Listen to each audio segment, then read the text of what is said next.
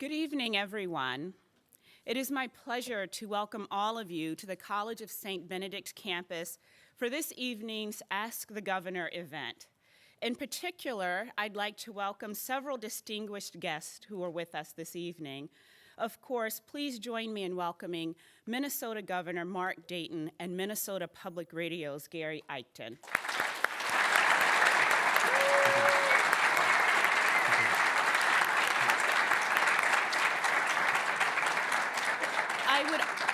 I would also like to welcome two mayors who are with us this evening, Mayor Kleiss from St. Cloud and St. Joe's own Mayor Schultz, who are both with us as well.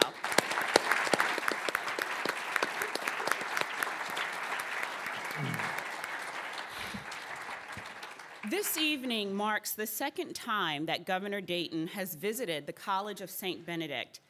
Governor Dayton has expressed significant and exceptional support for educational access and opportunity, and for the Minnesota State Grant Program, which supports many of our students at the College of St. Benedict and St. John's University.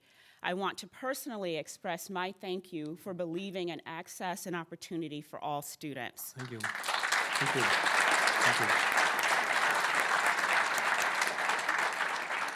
I would like to thank the Eugene J. McCarthy Center for Public Policy and Civic Engagement and Matt Lindstrom, Professor of Political Science, for arranging and sponsoring this event.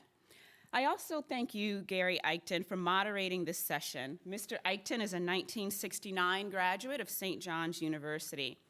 During his 40-plus year career at MPR, he has given much time to the College of St. Benedict and St. John's University, and this is his fourth program on campus this year.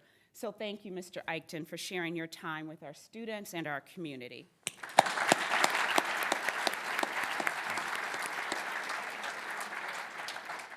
It is now a very special pleasure to introduce Anna Cron, a College of St. Benedict senior who has worked for the McCarthy Center for several years and has an exceptional record of civic engagement both on and off campus. Most recently, Anna earned a John Brandel Scholarship and interned in Washington, D.C. at the Organization of American States. She served as an election observer in Guatemala. She spent the previous summer interning in Bosnia and Herzegovina, and over the past year, Anna has had a leadership role in the student documentary team Extending the Link. Please join me in welcoming an extraordinary Benny, Anna Cron, to the stage.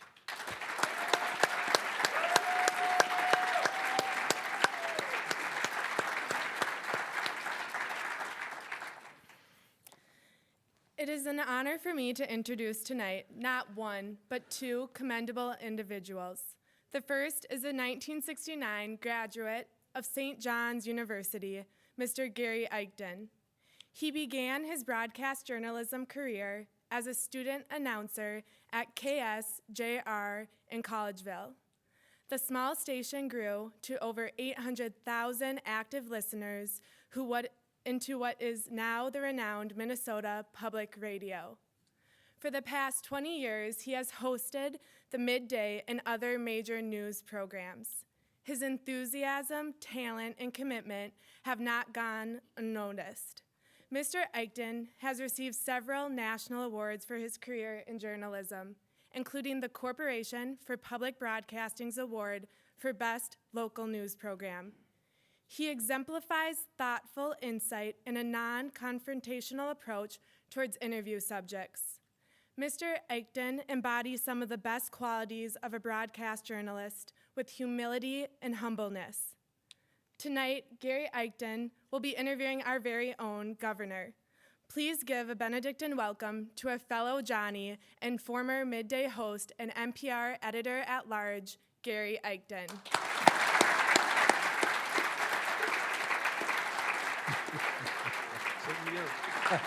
69, was class 69. Thank you. Now it is my utmost pleasure to introduce our honorary guest, Governor Mark Dayton. Dayton is Minnesota's 40th governor, serving since 2011.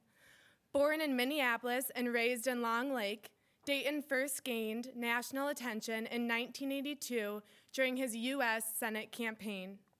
You may recognize some of his opponents. Dayton defeated former U.S. Senator and SJU alumnus Eugene McCarthy in the Democratic primary. In the general election, he faced Republican candidate and SJU alumnus David Durenberger and lost.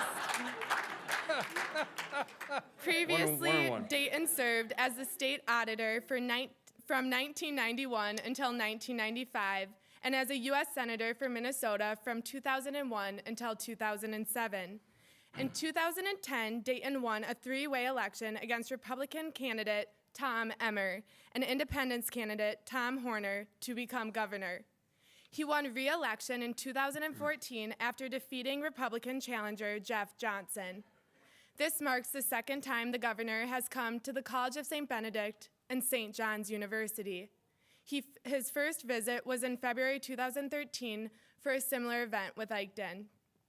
With a long, distinguished career in public service, Governor Dayton serves as an inspiration for Johnnies and Bennies to civically engage in the world around them. We are honored and privileged to have you here tonight. Ladies and gentlemen, please join me in welcoming back Governor Mark Dayton. Thank you.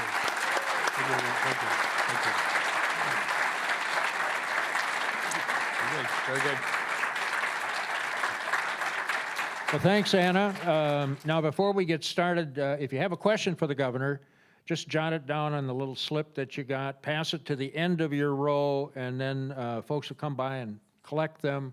We'll sort through the questions, and we'll get to as many questions for the governor as we have time to get to. Also, I want to tell you that the program tonight is being recorded by Minnesota Public Radio, and it's going to be on the air tomorrow at noon and again at 9 o'clock, noon and 9 o'clock on the NPR news stations, which includes, of course, 88.9 KNSR here in central Minnesota. Governor, welcome back to the College of St. Benedict and St. John's University. Thanks for joining us for Ask the Governor. Thank you, Gary. Great to be back with you. We have lots of issues to ask you about this evening. Legislative session, which of course starts next Tuesday. Today's decision on copper nickel, water quality, education. And we'll be taking audience questions along the way. But I wanted to talk politics for a couple of minutes. What were the caucuses this week? Were you surprised at what happened here in Minnesota? Bernie Sanders carrying the DFL caucus and Marco Rubio, the Republicans. Well, I was very pleasantly surprised by the tremendous turnout, both sides. I think more Minnesotans participated between the two caucuses than perhaps any other time. 2008, of course, a lot of Democrats, but I think that was really inspiring and that people got engaged, and we actually saw some of the candidates in our state and some of the advertising, so we were really part of the beginning to decide who the next, ultimately the next president of the United States is going to be. I support Hillary Clinton. I sat next to her for 6 years in the U.S. Senate and the Senate chamber, and I told her that in the end of 2006, I'd help her in 2007-8, and I was in Iowa a lot because she was in Washington. All the senators couldn't campaign in Iowa. So I said wherever 3 or more Iowans were gathered together, they sent Hillary or Bill. If there were less than 3, they sent Mark Dayton. And but then this last time we've been involved from the beginning, and I don't know Senator Sanders. He was in the U.S. House when I was in the Senate, so I don't know him. But a lot of what he was saying was channeling my great friend Paul Wellstone. And I resonate with that, and I think that was a big source of his support here in Minnesota and the support he's generating all over the country. I think he speaks for a whole group of Democrats, and in Minnesota, DFL activists tend to be more staunchly progressive even than the general population and voters. But I think he's run an excellent campaign, and on the other side, I'll leave that for somebody else to diagnose. I'm as mystified as anybody that that guy can be considered credibly by anybody. But again, in democracy, the people decide. So Well, who is going to be the, you have to put your prognosticator hat on here. Who is going to be the Democratic nominee when all is said and done? I think Secretary Clinton will be the nominee. Who is going to be the I think she'll be the Republican? next president. I think Donald Trump. I don't know how they thwart the will of the being expressed by these large pluralities. And furthermore, they don't really have any credible alternative. I mean, Senator Cruz doesn't have anybody in the Senate supporting him on either side of the aisle. Senator Rubio, you know, is looking, I think, just even more juvenile than he appears by the way he's behaving in the last couple of few days. I mean, to think he can get down in the sewer with Donald Trump and prove that's why he's meritorious to be president is just. But so I mean, I don't even begin to comprehend that side of things. It worries me that what it speaks for the body politic. But I think Secretary Clinton will be our next president. Do we need a presidential primary here in Minnesota, given the huge turnout again at the caucuses Tuesday night? A lot of people said they couldn't even get in to express and a lot of people couldn't go in the first place because they had to work or do something else. And that's the biggest drawback to the caucus. I mean, even though at the great turnouts, that was a fraction of the people who, you know, are engaged voters in Minnesota. And yes, I do favor a presidential primary for the presidency itself and put it as close as possible to the front end so we can have a maximum impact on who the nominees for president are going to be.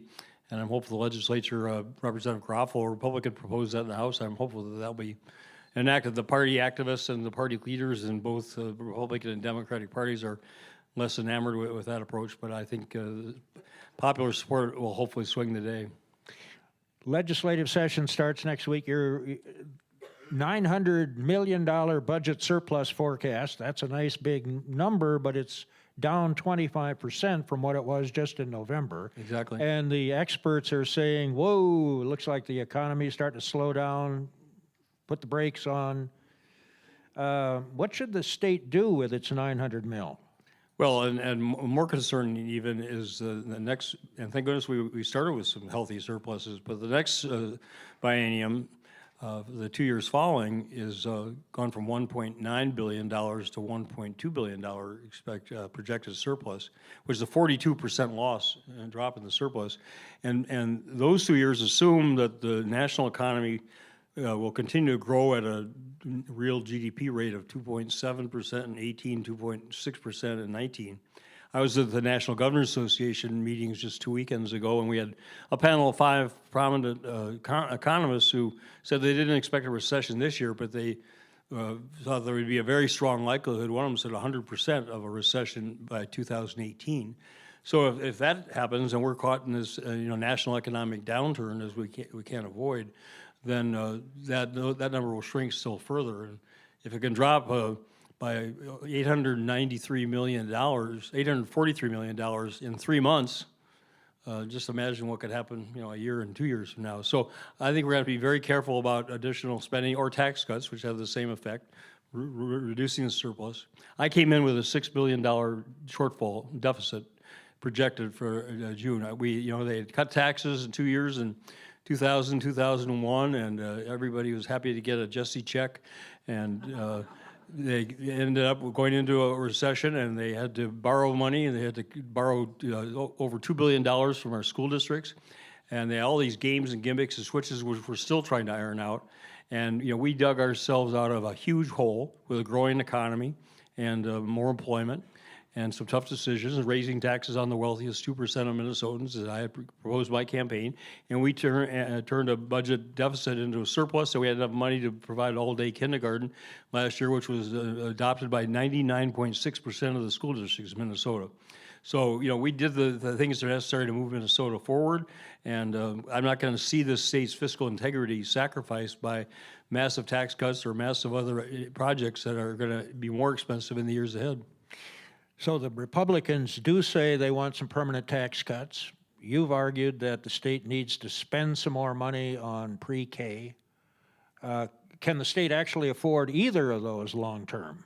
Well, I've revised my budget. I'm back to the drawing boards after the forecast, and I think we have room in this biennium, the current one that's got another 15 months to go, to provide some additional spending. We're going to have to spend some money on Anoka Hospital, on St. Peter Hospital, on the things that I frankly, are not top of my list of wishing to put, but for the safety of the patients, for the safety of the public in the surrounding areas, for the safety of the staff, we're going to have to do some of those things, and those are going to be costly. So, we're going to have to face up to that. But in terms of the next biennium, I'm going to have to look, including at my own proposals, very carefully at what's going to, the tails they call it, what's the amount of money in the next 2 years, and then it'll grow in the following 2 years. So we're going to be very careful of that. And the projection is we lost almost $500 million in revenues during this current biennium, and almost $900 million in expected revenues for the next biennium, and that's just a change in 3 months. So that, we've already lost that much revenue, and you start taking away more revenue, and especially permanently, as Republicans are proposing, and they're going to put us right back into over the cliff again. And I'll be out of here, but I'm not going to leave my successor. I'm not going to leave the people of Minnesota with the kind of disaster that I inherited that we've just still working our way out of. Transportation, roads, how is that going to get resolved? It seems like everybody agrees, well, we got to spend some more money to fix the roads, but there's a big gulf between as to where that money is supposed to come from. Everybody agrees we need to spend more money on highways, bridges, public transit, and nobody wants to pay for it. And there's about a $6 billion gap there over the next 10 years between those two numbers. And I proposed last time a permanent source of revenues that got roundly criticized and rejected, so be it. So I'm waiting to see what the legislature can come up with as an alternative. But it's got to be a consistent, reliable source of revenue for the next decade. One time, which I think is less affordable now with these new forecasts. But even if they stayed one time, 200, 300 million doesn't let the industry gear up the way it needs to over the next several years. Shifting $500 million a year, as someone proposed, from the general fund to the dedicated fund in the transportation, sets up a more reliable source of money, but it's taking $500 million out of the general fund, and then you take more money out for the tax cuts people want, and you've decimated the fiscal security of the state. So, these are tough decisions, and there are no simple or easy answers. And if you ask me my bet, I think it's going to be extremely difficult to get a meaningful transportation bill that's not just a few cosmetic things that people will go back home to their campaign and say, well, we're spending $500 million for transportation money. Well, that doesn't paint the center lines on most of the highways. You've got to have real money that's sufficient to the task, and we've had experts look at that and say it's $6 billion over the next 10 years. And if we don't do that, things will get worse. That's the guarantee. If we don't do anything, or if we don't do enough, then all the highways are going to be more congested, and public transit systems are going to be less capacity. And those of you who want to take North Star to St. Cloud, which makes a lot of sense, are going to find difficulty for the state to afford its participation in that. There's no free lunch, and the federal government is not able to generate the money because of their fiscal problems. They're necessary. So it's face reality either on the ledger, or it's face reality on the roads. Talk about tough decisions. There's the PolyMet copper-nickel proposal. DNR said today that the environmental impact statement is good, but a long way to go before any mining starts. Judicial challenge is likely. Lots of permits need to be granted. Which way are you leaning? Well, I could go off for a tangent on the convoluted environmental review process we have in the state, but that's not going to change for this round. It hasn't made sense 6 years to come to the conclusion that the environmental impact statement is quote-unquote adequate as opposed to inadequate. And there are three criteria specified in law, which is that the project's presented accurately, is presented by the an engineering firm hired by the PolyMet, so it's their proposal, and that it meets the existing statutory and everything. It says nothing about whether it meets the environmental standards that the state set. It says nothing about whether they can provide the financial assurances that the state should require in gold bullion before committing to a project where if there's anything that goes wrong, especially after it's over, the taxpayers of Minnesota would otherwise be liable. But the environmental protections for something like this that we've never done before, got to be met, and we won't, neither the Department of Natural Resources or Pollution Control Agency is going to compromise on that, nor should they. And all of the adequacy of the ES means is we now they're at the starting point in the permitting process. I told the agencies they could not consider any permitting applications from Polymet until after the adequacy decision was made. So that's been made, so they can start now submitting applications. But it's going to be a number of months. I can't say how long, and it depends on the complexity of the project and its implications. But we're at starting point now. And I'm genuinely undecided. I mean, I've always said that strong environmental development, the strong environmental protection and sound economic growth can be complementary objectives. This may be the ultimate test of that, but people want both. People want jobs, people up in the range, especially with the devastation in the steel industry up there, but even beyond that, they want jobs. On the other hand, people want, that beautiful area of Minnesota protected for themselves and for generations. So, we got to see whether it's possible to achieve both. How difficult is it to try to keep everybody happy? Democrats traditionally have relied heavily on labor support. They've relied heavily on environmental support. And somebody's going to be mad here, aren't they? Lots of people are already mad. I mean, 99% of the people who are engaged in this subject in Minnesota, their minds are made up. And it's 100% go for the jobs and immediately, and the other 100% are, dead set opposed to anything under any circumstances. And there just isn't, I don't see a middle ground in there. So there are going to be plenty of people mad one side or the other, which is why we ultimately got to make the right decision. And that's not, that's obviously very difficult to do. Nobody has a crystal ball, but we got to make the decision that is not going to be victim of popular sentiment. Today is going to be what our kids and our grandkids look back and say, we did right or we did wrong. Another tough decision, you've made water quality in the state a top priority, and yet to get to that promised land, it seems like you're going to have to make a lot of farmers mad. Well, a lot of them are mad, and the farm organizations kind of trump this thing up. It builds membership and I understand that. But there are a lot of farmers in this state who have been leaders in wise, sound conservation and already put in buffers and already other practices. But the simple volume of large-scale agriculture, and especially the amount of nitrogen fertilizer and animal manure that gets put on the land to generate these fabulous production results, leach into the rivers and streams if they're not properly protected. Flow into there and runoff. But now, if you look at the Minnesota Pollution Control Agency's analysis in the southwestern and western part of the state, you got relatively flat topography, you've got a relatively porous soil, and you've got now tiling that a lot of that nitrogen leaches into the groundwater, and you've got communities out in southwestern Minnesota where the water is unsafe to drink.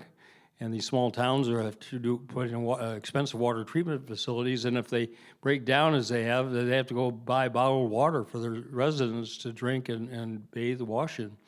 So it's a very, very serious problem. We got a lot of attention focused on Flint, and I'm not going to be an alarmist. We don't have a Flint here, but we have a widespread problem that if we don't face up to it, it's going to get worse, and it's going to have a more serious consequences in the future, and it's going to be more costly for residents to have safe, clean drinking water, and that's not Minnesota. So we got to face up to that one as well. It's one of these things where you can stick your head in the sand and say, well, we'll just avoid it or ignore it, and but it's only going to get worse. The guarantee is if we don't do something about it, it's going to get worse.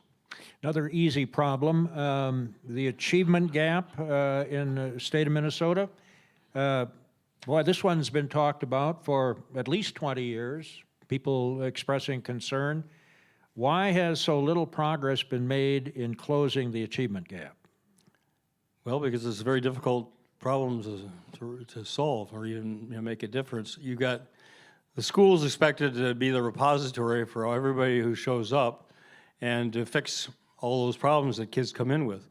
And you got kids coming in. That's one of the reasons for early childhood education is even more important than maybe it was before, because you got 5-year-olds coming in who are already badly damaged from their environment and their home situations or lack thereof.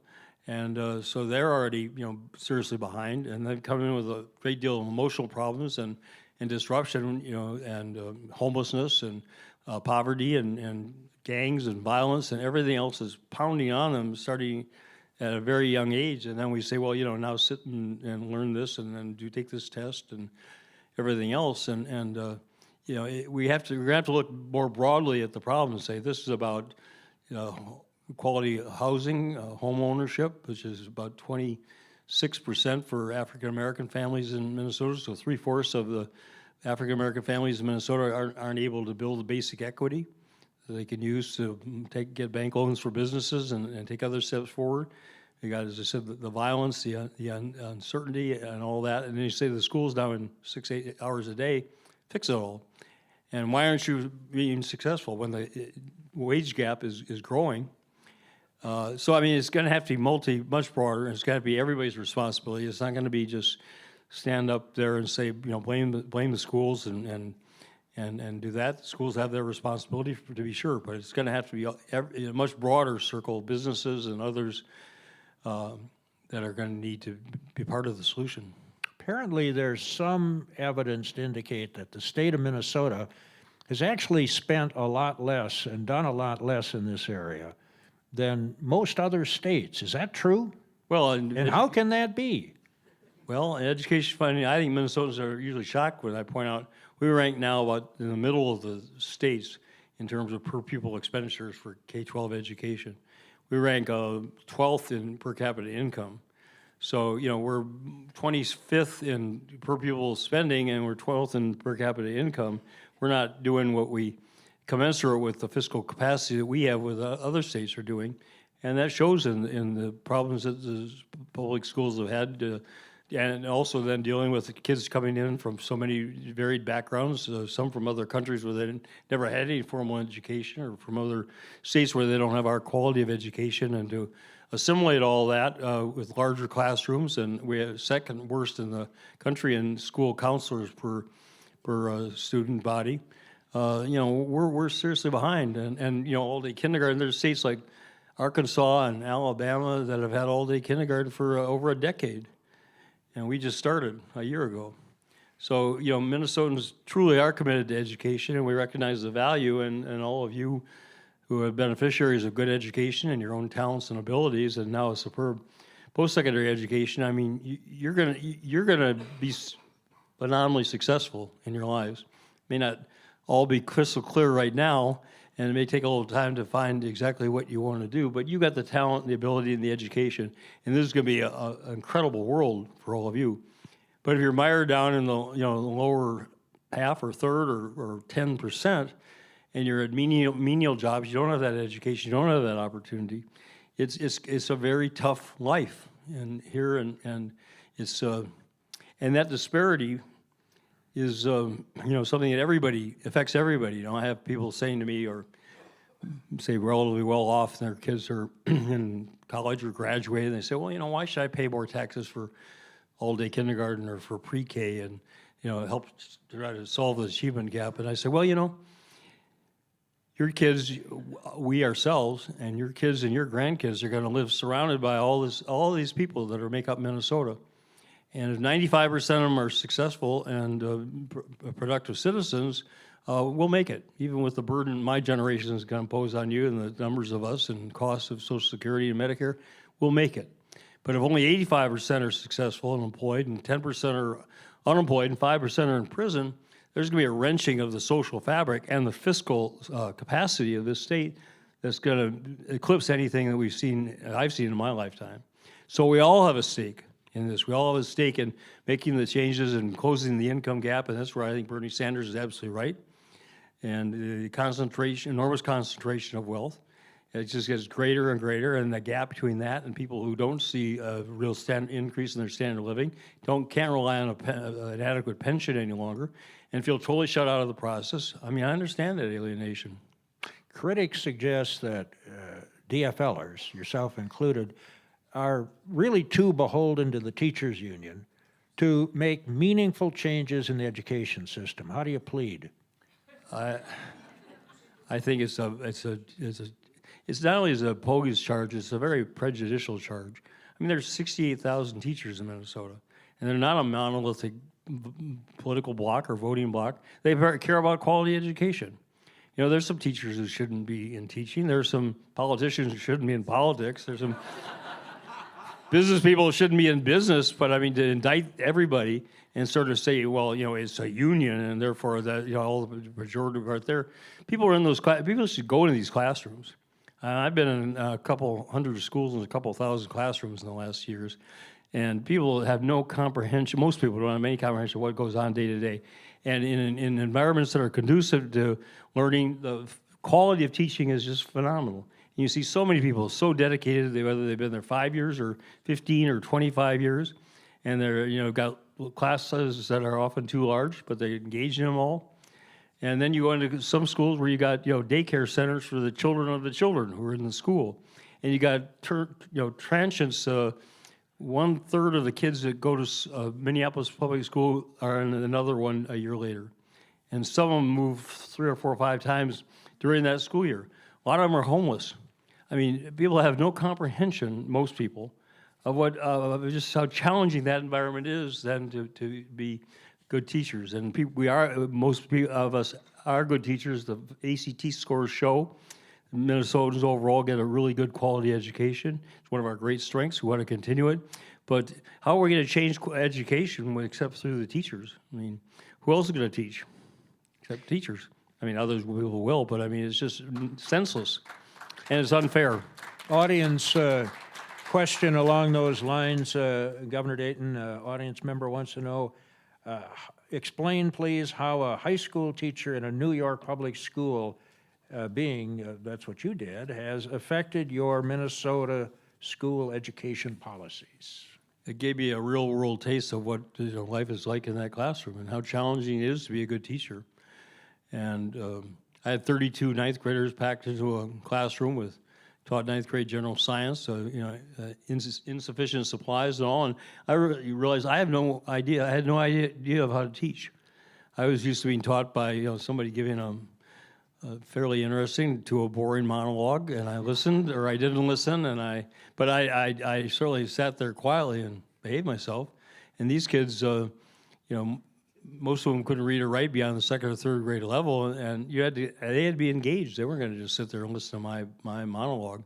So I was enormously challenged to try to come up with ways of engaging them. And fortunately with science, you can teach by experiments and other things, but I just realized what an incredibly challenging, difficult job it is, and the classrooms that I had 4 different languages in my school, and now there are, you know, 50 in a school and over 100 statewide, and so and again the disparity in terms of education preparation for kids who coming from other countries or other states, it's far more challenging than what I was dealing with. A few years ago. What should the schools do about kids, though, who are disruptive, fighting, beating up teachers, beating up each other? Should they be kicked out of school? What should happen to those children? Well, people talk about, you know, the success of all different schools, charter schools, private schools, and that success is to be celebrated. I went to private school, Blake School, and my sons both went to private schools, and so I'm not going to, you know, make saying it. But the fun, and they say, well, we have a lot of low-income students, but the fundamental difference is that you can't kick somebody out of a public school. I mean, you can suspend them, you can ultimately expel them, but, you know, then they're on the streets joining gangs if they're not there already. Private schools say, this is our program, and, you know, no matter who you are or what your background or what your socioeconomics is you've got to get in line with that program. I mean, there's some varying latitude, but ultimately you've got to go along, and when it's a good program, as they usually are, they get very good results. But the public schools don't have that ability. They take everybody. They take people who come in halfway through the school year or 2/3 of the way through the school year. They take people who come in and step out, then come back in. And, you know, there's different degrees of consequence for kids, and I'm not a sophisticated expert enough to be able to say exactly how that should be, and it probably needs to be decided almost by every school, or at least every school district. But ultimately, it's a repository for everyone. And when you got, kids coming from the kind of experiences that they're coming into, and you just have to, absorb that. I mean, I learned in my teaching, 32 kids in a classroom, 6 or 7 of them pretty much can blow the lesson, the class apart. I mean, you're spending all your time trying to, control behavior and discipline as appropriate. And you got a whole bunch of kids there who basically just left out watching this show go on, and rather than doing what they're want to do, which is to get the best possible education, and that just doesn't exist in a good private school. Higher education, what can and should the state do to help college students with the high cost of college and crushing student debt that a lot of these students face? Well, I owe an apology, my generation, to all of you younger generation. We tell you your education is important, which it is. You should get as much of it as possible, which you should. It'll help you and help society, which it will, but we're not going to help you pay for it. And when I worked for then Senator Mondo in Washington, education was one of my areas, 1975, 76. And back then, federal student aid was 1/3 grants, 1/3 loans, and 1/3 college work study. Now it's 2% college work study. It's 18% grants and 80% loans, which means for probably most of you, it's loans, loans, loans for you and your parents. And it's a terribly unfair burden for us to put on you. And then we turn around and say, and by the way, we're going to retire at 65 and live for the next, 30 to 40 years in the style to which we want to remain accustomed. And would you please work 2, 3 jobs as necessary to pay for that? And I mean, frankly, your generation should tell my generation, go get ourselves a loan. And it's really is, we've broken the intergenerational compact where, we take care of people when they're young, we take care of people when they're old, and then it moves up a notch over time. And we're not providing that for you, and it's shameful. The state has some resources, but not nearly the scope necessary the federal government has and should be providing. The student loan, we'll let the private lenders take over the student loan program and raise rates, and not let Congress with these terrible lobbies in there be able to bring that down to reflecting currently low interest rates. I mean, we've got a program now to help students refinance their debt, and we're going to need more of that and much more larger capacity than we provide now. So there are some interim strategies, but we put ourselves in. It is shameful. And there again, Senator Sanders says, well, free 2 years of vocational technical education, and I think it should be 10% of the cost for everybody, so you have some skin in it, but the rest of it should be paid for, because again, we know you're going to pay multiple times over with a good quality education, but we're way past that point now. Too expensive? Well, we have the money, but we got to have a tax structure in this country that doesn't allow millionaires and billionaires to, and businesses to put their off-shelter, park their assets and incomes offshore and not pay their fair share of taxes. If we had a progressive tax system in this country where everybody paid based on every dollar they make from whatever source in every business, and people felt a patriotic responsibility to do that. That's an ethic I learned from my family.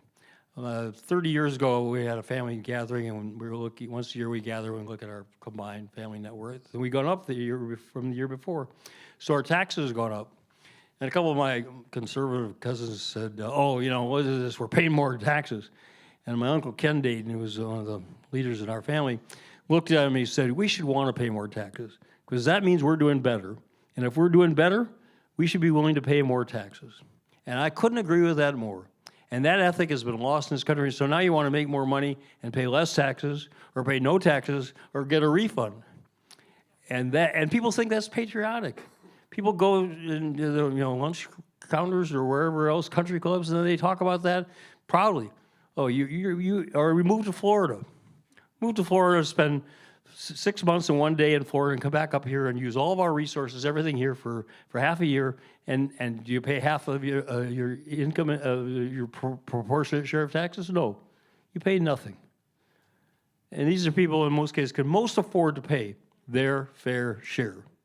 And if we had that ethic in this country and we had those laws and practices, we'd have enough money to fund higher education the way we should. We have enough money in Minnesota to do pre-K education. We have a lot more money to do everything we could do and wipe out most of this terrible debt.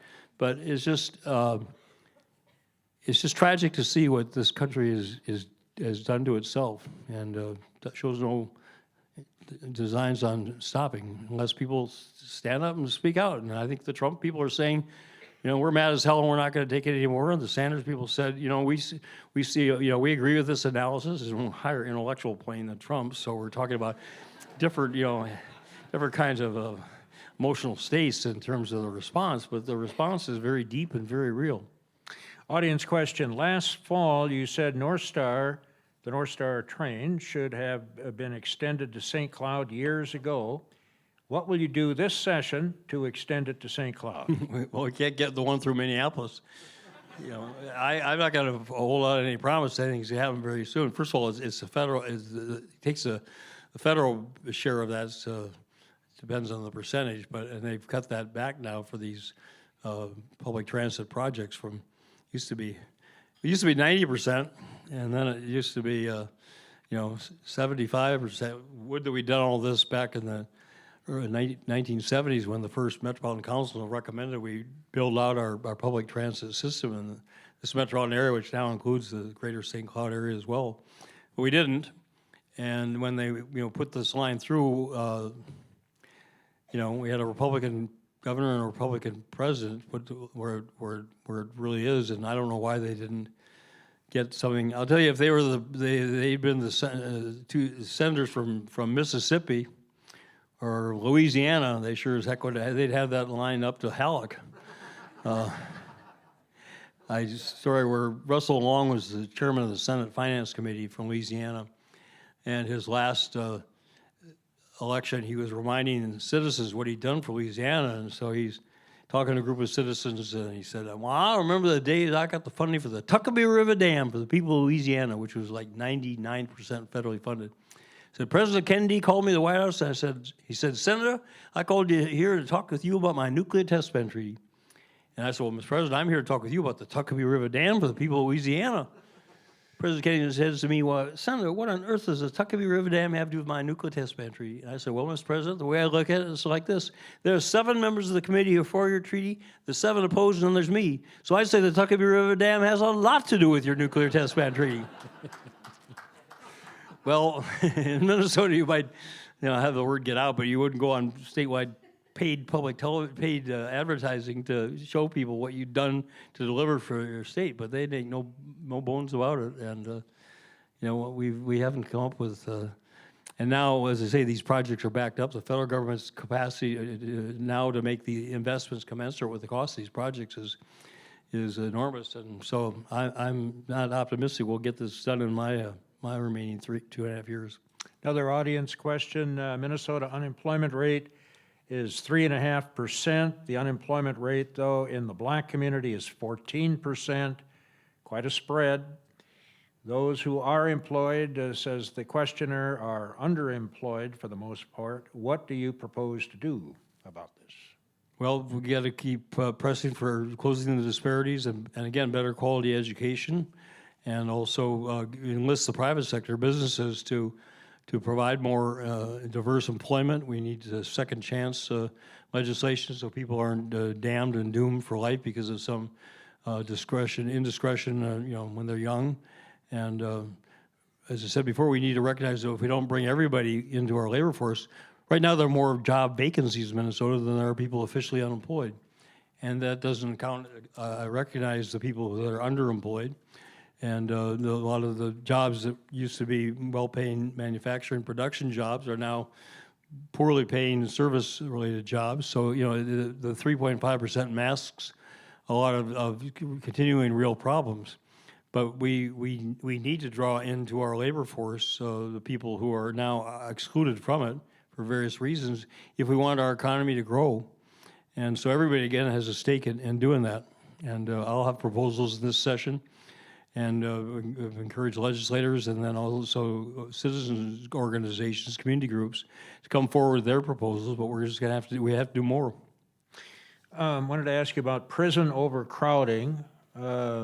Debate at the legislature already underway. Should Minnesota reduce the length of sentences for drug offenses, in part just to reduce the sentences and in part to help with prison overcrowding? Well, overcrowding is, again, one of these problems that's going to continue to grow. There are 500 people now in the state prison system. We're in county jails, and they're vastly overcrowded. And so, you know, we're bursting at the seams, literally, and the cost of building a new prison, purchasing or operating the Appleton prison, to me, are prohibitive and going in the wrong direction. We got to figure out how we can be more sensible about our policies. We have about 400 people right now in the Minnesota prison system who are level 5 drug offenders. Most of them, almost all personal use. It's not people who are selling, but people, you know. 25 years ago, marijuana use was decriminalized in Minnesota, and if you have less than 2 ounces, it's a petty misdemeanor. It's like paying a fine for littering.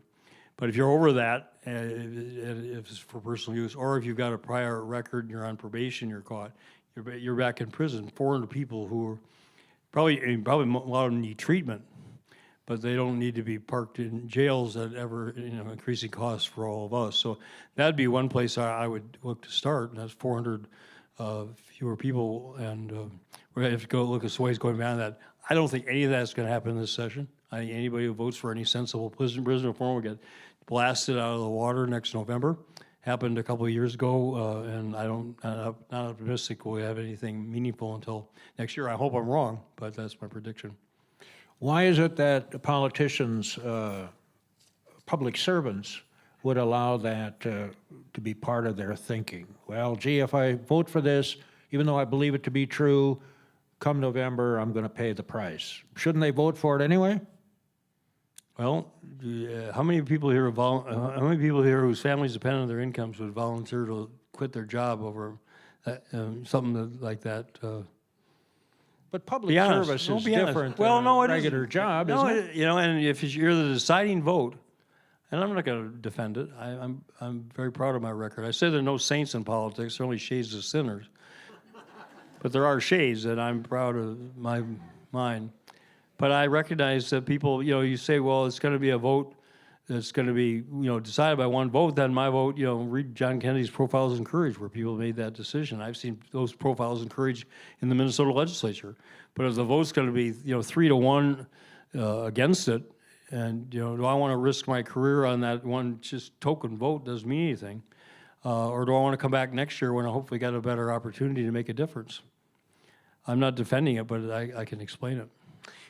Several students from St. Ben's and St. John's were at the Paris Climate Conference. Wow, fantastic. And audience member wants to know, what is the state doing on climate change? Well, we're moving ahead with the EPA, with the policies they've enacted. We're pushing very strongly. I've said I want to, you know, eliminate coal-fired plants and electricity in Minnesota in my lifetime, and I think we're on track to get a long way there. We've got, you know, I give credit. Xcel Energy is one of the leading utilities in the country in terms of converting to renewable. We have wind energy. We're the third largest state in terms of percent of our electricity. I think it's about 14% now that comes from wind. Solar's increasing.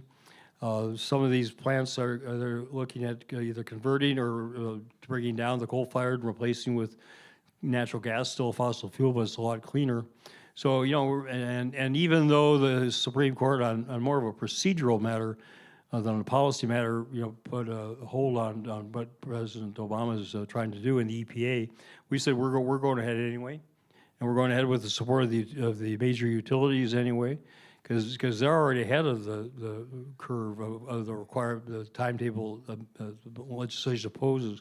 So we have been in the forefront. We're going to continue to be in the forefront. There's still a lot more that we must do, but we're going to keep pushing hard. Audience member wants to know about gun control, gun violence. There was a sharp increase in the number of gun permits issued in Minnesota in January. Big spike. Does that concern you? Well, the violence concerns me enormously, and the madness in this country, in this society. We were operate within the Second Amendment, and if you don't agree with the Second Amendment, then you need to change it constitutionally. But that really defines our parameters, our options. I think law-abiding citizens have a right to own firearms and use them legally and responsibly. And so, those who don't have it, how do you put restrictions within that Constitution that says you can't when they're so readily available that they'll get them extra or illegally anyway? The things I advocate that just to me are common sense. We have a waiting period, a background check for people who buy guns from licensed dealers. But you can go to any gun show and buy whatever you want with no restrictions whatsoever. Well, if you're a criminal and you know you can't get it through the licensed gun dealer, where are you going to go? So why are we advantaging people who are handling these matters illegally and immorally, in my view? But is that gonna take all the guns that are in hands illegally out of circulation? Realistically, no.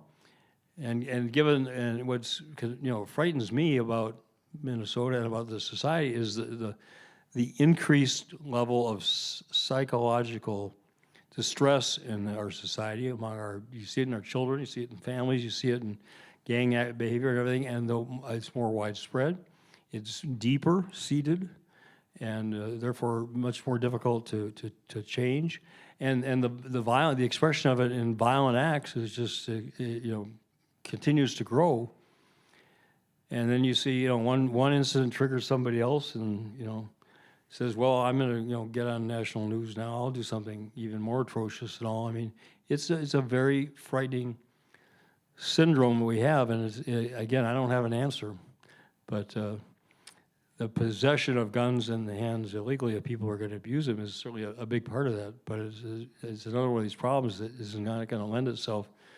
to an easy solution. What should happen to the people being held civil commitment of sex offenders, serious sex offenders? Somebody decides, experts decide this gentleman, as a rule it's a man, has been rehabilitated and should be released. People are upset with the notion that they're going to be released into their neighborhood. What should happen? I don't blame them.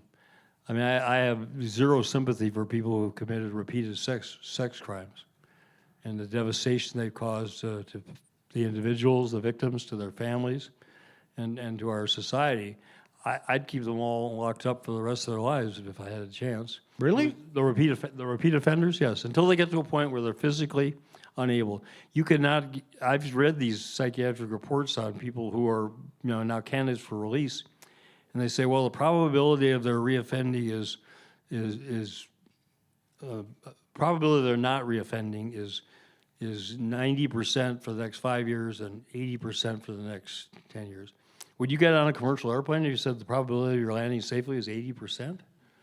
I mean, so we're talking about people, and these are not people who are committed one. These are people that committed multiple violations, and frankly, we're safest when they're not around. Now, the courts have ruled that we have to, have a program because you can't just keep people. They're being sentenced illegally. They're being sentenced essentially to life without being convicted under those terms, and I recognize that that's a legal reality we have to face up to. And there are people that have reached an age and level of disability where they're not going to be, I don't think will be serious threats. But I want to err on the side of so much caution. And I worry if we're going to be forced to, and we don't have places to put these people either. We've got them in secure facilities, St. Peter and Moose Lake. We don't have the residential facilities and the numbers necessary to accommodate the people that the court's pushing us to release. So it's got to be step by step. It's got to be extraordinarily careful, and I'm not willing to bet over one fraction of an inch in doubt that's going to risk somebody's daughter's life. Audience member wants to know what's being done to reduce or eliminate sex trafficking in Minnesota. Not enough. It's another one of these epidemics, and the predators and all. I mean, it's another part of the sickness in our society. the explosion on the internet and everything. I wish these are huge problems, and they're growing problems, and they're excellent questions. If I had a magic wand, believe me, this society and this world would look a lot differently. But it's the human race. I mean, these acts and these misdeeds and these atrocities are all being committed by other human beings, including other Americans. And if you look at, again, the totality of the number and the scope and the severity of it, it concerns me. Now we got, I don't want to paint, this is pretty depressing. We got a lot of tremendous opportunity in this country. We got a lot of phenomenal people, still the vast majority. But the ability of people who are in the other category do damage to themselves, do damage to other people, it continues to grow. So I don't, you're in a good place here in St. Joe's. What would you say to, audience member wants to know, what would you say to people who are so concerned about Muslims in Minnesota, the strain of anti-Muslim bias and the rest? Well, I spent 2 days with Chelsea Clinton, who was in town, and she used a phrase that I thought just right. She said what really concerns her, one of the things, is the normalization of hate speech and therefore hate actions. And how what Trump is talking about, what Cruz is talking about, is so un-American, it's so un-Christian, it's so godlike, it's so immoral, and yet it's just increasingly accepted as okay to do. I mean, I went to a mosque last Sunday after it had been vandalized in Minneapolis. This is a place of worship. Whatever religion you are, places of somebody else's place of worship should be sacred and sacrosanct.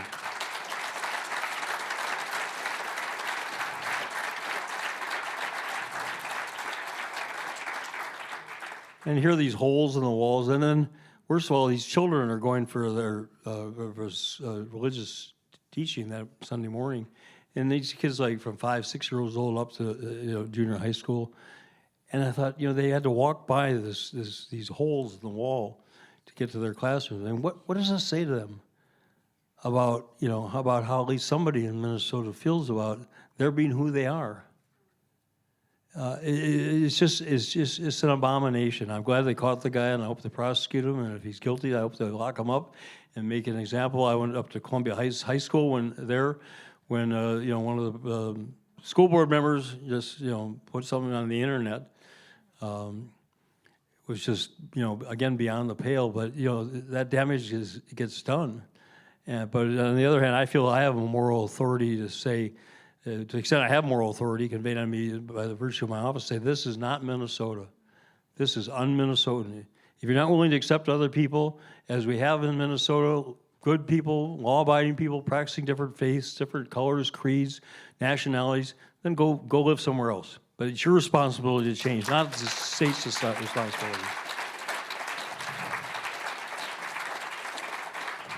What to do about improving relations between African Americans and the police? How do you solve that problem? Well, part of the reality is that most of our police forces are Caucasian. Just as most of our teachers are Caucasian. The diversification of our population has been, most rapid in the last 20 years, and you've got a lot of people who've been, whether it be on police forces or the social workers or teachers, really good, dedicated people, but it's a preponderance of people that aren't of the same color as a lot of the people. I've been on police ride-alongs in various cities, not the St. Cloud area, but Duluth and out in western Minnesota, and several in Minneapolis and St. Paul. And you ride a police car on a Friday or Saturday night from 8 to midnight, and you realize what they're dealing with, and it's a really, really tough job. And I've gone or followed around police officers going around a corner at dusk and seen somebody in the shadows with their back starting to turn toward them, and they've got a split second to decide, is that person armed or not, and if they're they're wrong, it's their life or their partner's life. So, I mean, it's very easy to second guess with perfect hindsight what somebody did or didn't do. But I start with that understanding of what they're up against day after day, night after night, minute by minute. Having said that, I mean, the kind of atrocities that have been committed elsewhere, and I'm gonna set aside the one here because that's not been resolved, but the ones with obvious excessive police brutality or racially motivated assaults or murders, just again, totally unacceptable, illegal, un-American, and that element needs to be removed. But on the other hand, it's we ask the police to be our protectors, and most of us don't own firearms because they do, and it helped to have a proper amount of gratitude and gratitude for what they do for us, and appreciation for how challenging it is. Another audience question. This one is about health care. And the audience member says, given your 2009 op-ed in favor of a single-payer health care system, would you be in favor of Minnesota moving toward a single-payer system in the next few years? Well, I support single-payer in principle because I think if we had everybody on one program without private health insurance, we'd have overall a much more efficient system, a fairer system, and a less expensive system. But I'm mindful now of just how 180 million Americans get their insurance now through their employer. So and some of them get better quality than they might get through MNsure or some other mechanism, and they bargain. A lot of them have bargained for that as part of their collective bargaining and the like. The change from what we have now to a single payer system is going to be astronomically difficult, complicated, problematic, and having gone through what I've just gone through with MNsure, which is my biggest regret in my 5 years, and we're not straightened it out yet. I mean, the snafus, the people who've been cut off of insurance, the people insurance is not as coverage is not as good as it was before, and all the problems with that. I mean, I'm staggered by the complexity and the enormity of it. So do I wish we'd start out that way right away? Yes, for sure. We'd be better off for it. Can we get there if the private insurance companies keep making healthcare less and less affordable for people, and the amount of the quality for what the Affordable Care Act did, and I believe in part to save the insurance industry from itself. I mean, how long were going to people be denied coverage based on prior conditions? How long were they going to be told that they have a lifetime cap? How long were they going to be told a number of things? And the Affordable Care Act, by putting those laws and making them nationwide, again, I maintain did save the insurance company from a lot, even more resentment than they have, and saved a lot of millions of Americans from financial destitution because they're wrongfully denied coverage that they paid for through their policies for years for themselves or for their families. Over half the personal bankruptcies in this country are caused by people who's overwhelmed by their insurance, their medical costs, and I'll bet you a majority of those they thought they were covered when they signed up for the policy. So Given all the problems with MNsure, the state system, it's time to pull the plug. A lot of Republicans say we could do a lot better with a different approach. Well, with the other, the only other, they want to abolish the Affordable Care Act and go back to a system we had before where it's Darwinian process. You've got all the private insurers all making their pitches, and you're supposed to try to figure out which one and which policy, and then read the fine print so you know what's you're covered and what's not. And we'll go back to far more. Then we will move to single payer because I think the American people would stand up then and say, "This is insane and totally unaffordable and out of control." Within the Affordable Care Act, you got two options: either set up your own state exchange and you run it yourself, or you turn it over to the feds, which I think 34 other states have done now, and they've got our problems multiplied by 34. I mean, we don't read as much about it because we're not focused on MNsure here, but the national system has backlogs and waiting lists and people who are not, that are, again, probably 34 times what we have in this state. I'm not happy with Mincher yet. It's made big improvements. We got sold a computer system by IBM that was totally inadequate, and they can't even figure out how to fix it. So, I mean, there are hundreds of people, thousands of people literally in the state government who've been working extraordinarily hard for the last 3.5 years to straighten this out, and they made a lot of progress. But are we where we should be? No. The other misperception about Mincher is, well, the rates went up, so that's Mincher's fault. No, Mincher doesn't set the rates. The insurance companies set the rates.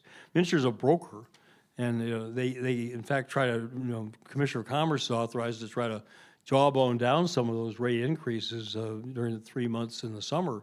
But those rate increases are not on Mincher's head, they're on the insurance company's head.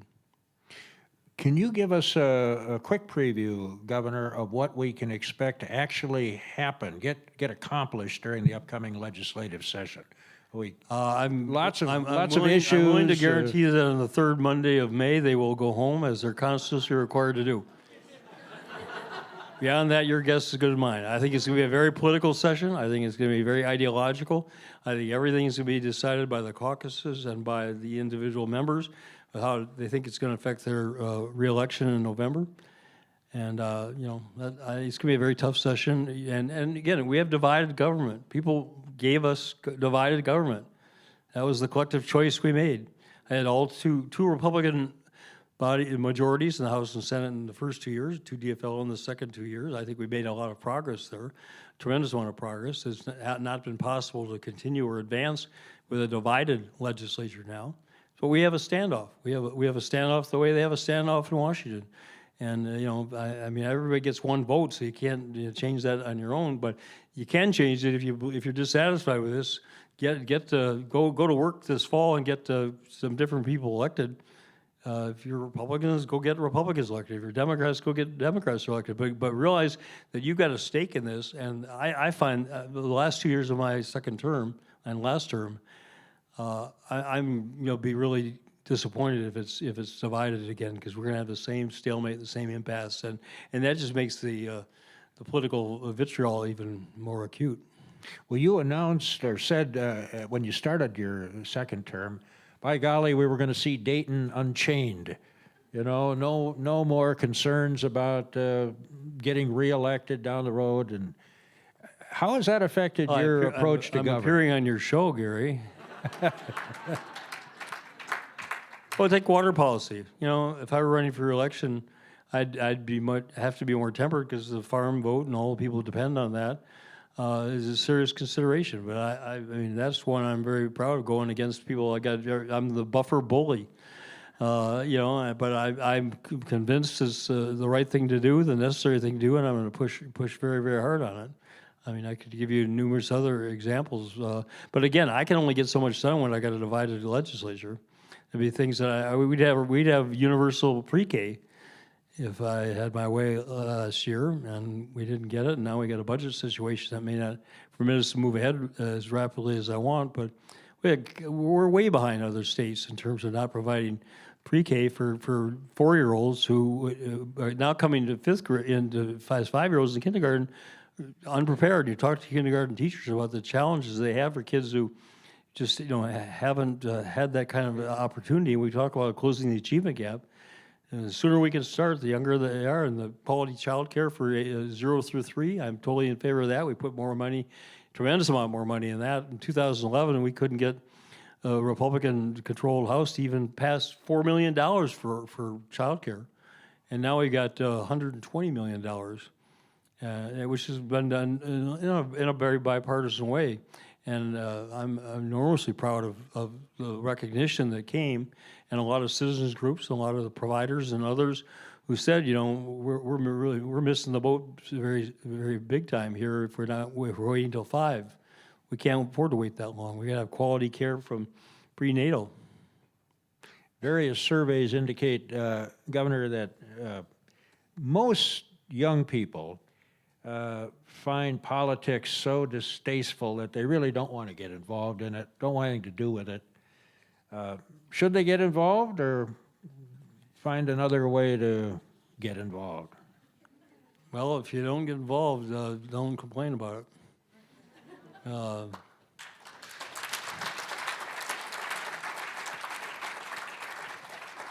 Lech Walesa was a reform, free Poland, and he said there's a police saying, I remember this here now.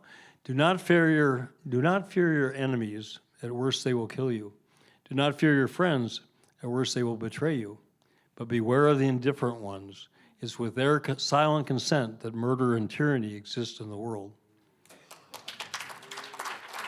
Well, Governor, That's a good one to end on, Gary. there's a happy note. Well, I know the people here are going to be engaged citizens, and it doesn't have to be through politics. There's so many ways. Be a good teacher, be a good doctor, be a good school board member, be a good civic citizen, vote, mobilize, help elderly people. There's so many ways in which you can express your soul's desire to make the world a better place. And if you express that however you choose, the world will be better off for you. Governor Mark Dayton, thanks so much for joining us for Ask the Governor. Thanks to all of you for coming out this evening. Really appreciate it. I'm Gary Eichten. Good evening from the Gorecki Dining and Conference Center here at the College of St. Benedict and St. Joseph.